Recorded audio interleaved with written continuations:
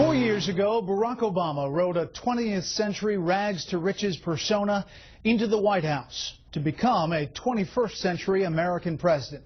But as he seeks re-election, there is still uncertainty about how much of his backstory can be backed up.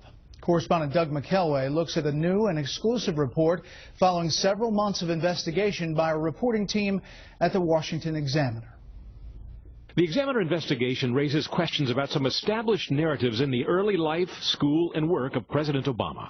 It calls the young Obama a child of privilege, not hardship. You see, Barack and I were both raised by families who didn't have much in the way of money or material possessions, but who had given us something far more valuable: their unconditional love. I'm sure he had a difficult childhood, given the circumstances with his parents and so forth. But from a financial standpoint, a social standpoint, and so forth, it was not an underprivileged childhood. The Examiner reports that the Indonesian neighborhood Menteng, where his mother and stepfather raised young Barry Soetoro, was the most exclusive in Jakarta. Later sent to live with his grandparents in Hawaii, where his grandmother was a bank vice president, he attended the exclusive Punahou School, then Columbia University, and later Harvard Law School. In his first job as a Chicago community organizer, he rejected more lucrative offers. To me, he was still the guy who picked me up for our dates in a car that was so rusted out, I could actually see the pavement going by in a hole in the passenger side door. But while he worked in the city's impoverished South Side, he lived in exclusive Hyde Park. Of his 12 years as a lecturer at the University of Chicago Law School, Time magazine said in 2008, quote, within a few years he had become a rock star professor with hordes of devoted students. Evaluations obtained by the Examiner tell a different story. In 2003, only a third of students recommended his courses. It steadily went down in the last 5 or 6 years that he was there. He was among the lowest ranked professors. Nor did the future president leave any record of scholarly writings, while similarly credentialed colleagues wrote prolifically in law journals. He showed up for classes, he gave his lectures, and he was gone. The Examiner found sharp contrast between Obama's memory of his legal work and the record of it. In Dreams from My Father, he wrote, quote, in my legal practice, I work mostly with churches and community groups, men and women who quietly build grocery stores and health clinics in the inner city and housing for the poor.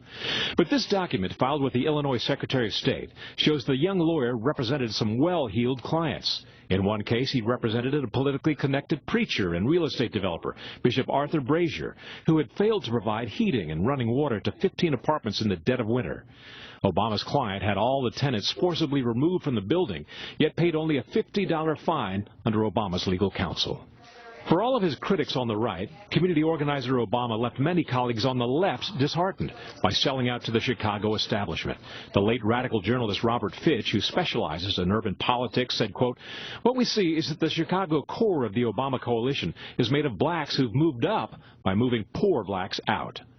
Deanna Carter, a neighborhood activist, singled out the president's closest aide, Valerie Jarrett, for criticism.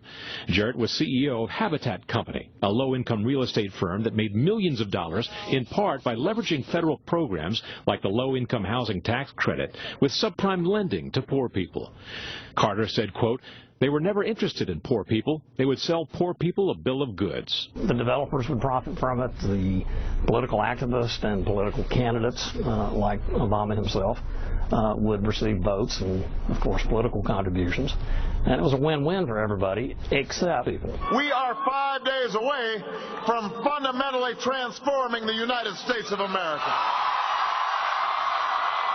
Some argue that President Obama won office on his strength as a reformer, but the Examiner found as a state senator, he rejected overtures to reform the Chicago machine. Quote, he made it pretty clear he wasn't interested in risk-taking or challenging the Chicago machine's lock on a lot of mechanics of government in Cook County in Chicago, said one frustrated former colleague. Mayor Richard J. Daley, the last of the big city bosses, built that machine by rewarding allies with patronage positions. Today, Obama's choice of aides suggests an unbreakable bond to that machine. Closest aide Valerie Jarrett, campaign manager David Axelrod, former chiefs of staff Rahm Emanuel and Bill Daley all cut their political teeth in the Daley machine. The legendary Chicago Tribune writer Mike Royko once penned this advice to mayoral candidate Richard M. Daley, the son of the big city boss, quote, reward your friends and punish your enemies. It is a phrase the president used once to describe how Latinos should think about elections. We're going to punish our enemies, and we're going to reward our friends who stand with us on issues that are important to us. To that end, the Examiner says 31 Obama campaign bundlers received clean energy loans and grants totaling more than $16 billion. The auto bailout favored the United Auto Workers over secured creditors, and 8 of the 10 states getting the most contracts from the stimulus program were heavily Democratic. Brett? Doug, thank you. The full report will be on the Examiner website tonight and in the newspaper tomorrow.